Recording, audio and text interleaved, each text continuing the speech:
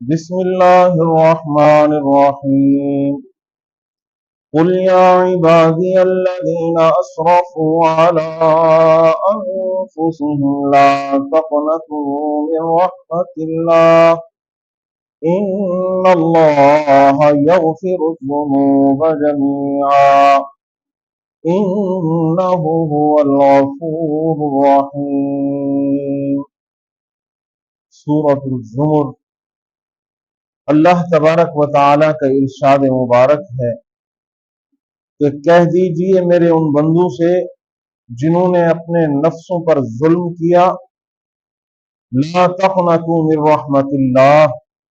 ظلم کرنے کے بعد کہیں وہ اللہ کی رحمت سے مایوس ہو گئے ہوں تو انہیں کہہ دیجئے لا تقنطوا من رحمت اللہ، میری رحمت سے نا امید نہ ہوئیے گا۔ ان اللہ یغفر الذنوب جميعا، بے شک اللہ تمہارے تمام گناہوں کو بخشنے والا ہے۔ انہ هو الغفور الرحیم، وہی بخشنے والی ذات بھی ہے اور رحم کرنے والی ذات بھی ہے۔ اس آیت کے اندر اللہ تبارک و تعالی کے انسان پر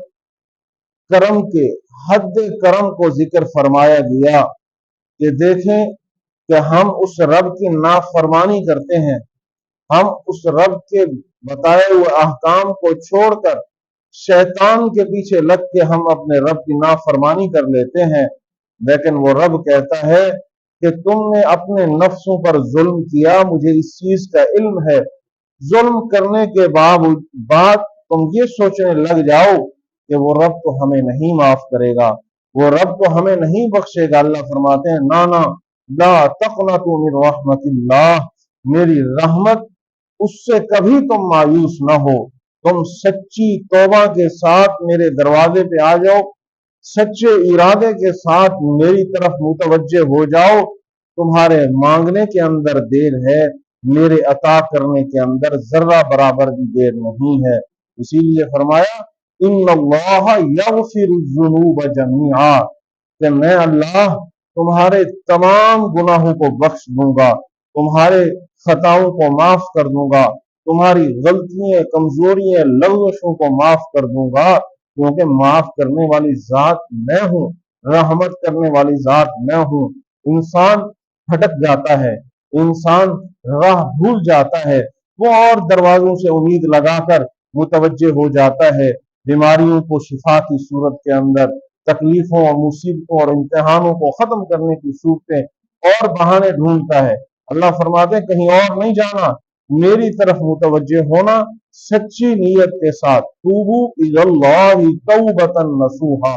مجھ سے معافی مانگنی ہے، سچی اور پکی نیت کے ساتھ مجھ سے تم توبہ کرو گے، تمہارے توبہ مانگنے کی دیر ہے، میں فوراً تمہیں بخش دیتا ہوں، صرف بخشتا نہیں ہوں بلکہ رحمتیں بھی کرتا ہوں، برکتیں بھی کرتا ہوں، تمہیں سیدھی راہ بھی دکھاتا ہوں۔ اسی لیے اس آیت کے اندر ارشاد فرمایا گیا